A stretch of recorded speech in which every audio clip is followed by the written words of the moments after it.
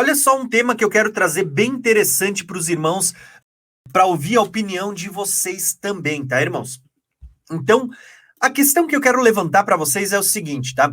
É uma pergunta e eu quero que vocês respondam com sinceridade, se acertou, se errou. Não, a questão não é essa, a questão é a gente ir interagindo um pouco na live também, tá? Vocês já devem ter ouvido muitas pessoas ensinando que o anticristo será o Messias que os judeus estão esperando. Eu quero fazer essa pergunta para vocês. Quem crê que o anticristo ele é o Messias que os judeus esperam? Vamos falar um pouquinho sobre esse assunto agora. Por que eu digo isso?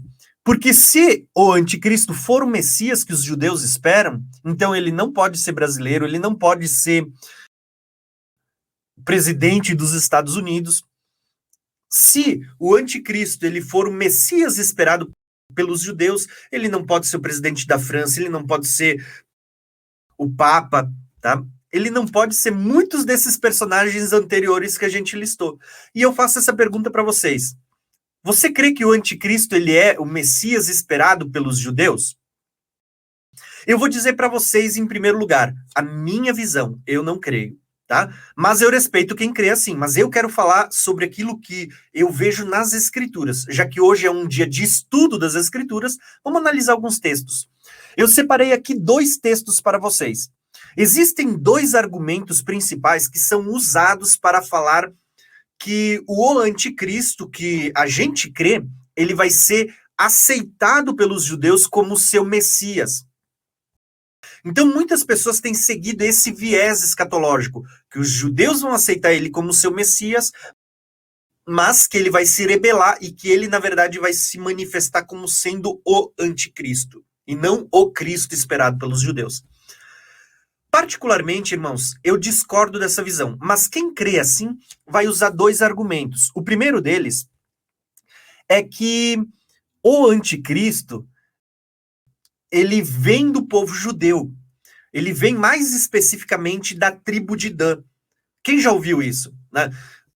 Porque lá quando Jacó, ele abençoa seus 12 filhos, ele impõe as mãos sobre os filhos e ele abençoa, Jacó ele vai dizer assim, ó, que Dan seria a serpente à beira do caminho, e que Dan seria como uma serpente que pisaria o calcanhar dos cavalos e das pessoas. Então muitas pessoas olham e dizem, ó, tá vendo? Dos 12, Dan, ele é serpente. Dan, ele é aquele que tipifica a descendência da serpente e é dele que vem o anticristo. Então o anticristo virá da tribo de Dan. Eu já ouvi muitas pessoas ensinando assim.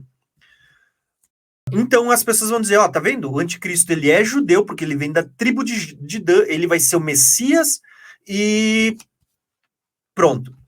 Bom, primeira coisa que eu vou dizer para vocês é que para quem crê assim, a própria profecia lá no livro de Gênesis, falando de Dan, ela já quebra essa ideia desde o princípio. Por quê?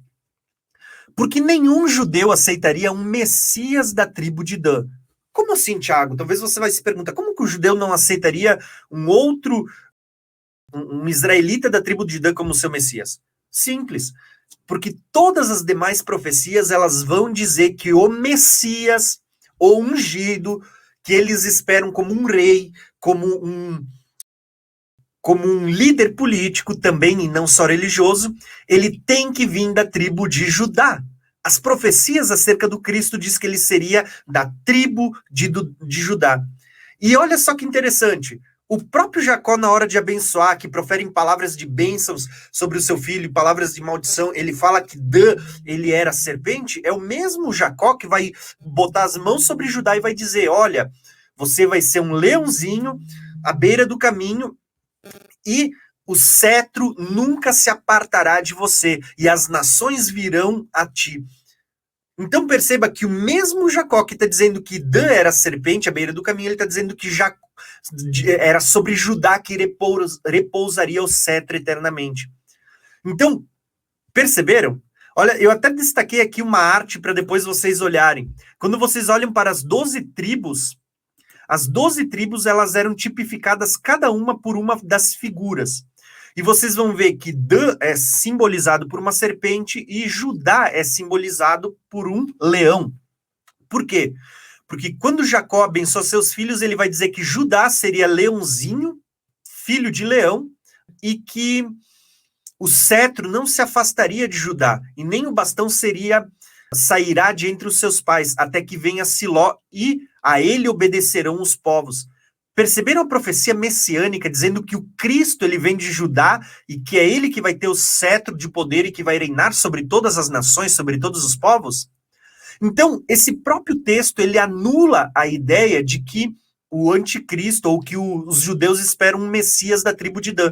Quem interpreta isso, interpreta deixando de lado todos os outros textos da Bíblia. Então, para quem usa essa interpretação, dizendo, o anticristo vem da tribo de Dan, ele vai ser um judeu da tribo de Dan. Irmãos, o próprio texto, não precisa nem percorrer as escrituras, o próprio texto, ele anula essa ideia. Nenhum judeu aceitaria um Messias que não fosse da tribo de Judá, que não fosse da linhagem de Davi. Tanto que quando vocês olham para Mateus, quando você olha para Lucas, quando você olha, se eu não me engano, acho que é Marcos que tem a genealogia também, esses personagens que têm a genealogia acerca de Cristo, eles vão mostrar a genealogia a partir de José e a partir de Maria, mostrando que eles são descendentes de Davi, tá? Da tribo de Judá, para mostrar que Cristo cumpriu a profecia. Então, por aí, vocês já eliminam essa possibilidade de um anticristo da tribo de Dan. Tá? Agora, se não bastasse isso, existem outras pessoas que vão dizer, tá, tudo bem, eu até entendo isso, mas aí pessoas vão dizer, não, o anticristo, ele será o Messias judeu. Por quê? Porque tem aquele outro texto aqui embaixo, até vou destacar para vocês, aonde Jesus diz, eu vim e vocês não me receberam, mas outro virá no seu próprio nome e vocês o receberão. Irmãos, se vocês pararem para olhar o contexto desse texto, vocês vão perceber que Jesus em nenhum momento aqui fala sobre um personagem escatológico, dizendo que o anticristo, ele viria no seu nome e as pessoas o receberiam como um Messias.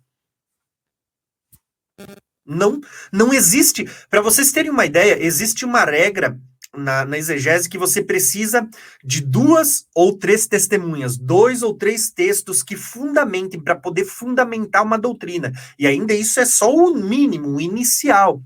E vocês só têm apenas um texto. A partir desse texto, que não é nem direto, nem claro, ele é interpretativo, não se pode criar uma doutrina afirmando, tá vendo? Jesus falou que aqui é o anticristo. Ele vai ser o próximo Messias que os judeus estão esperando. Tá?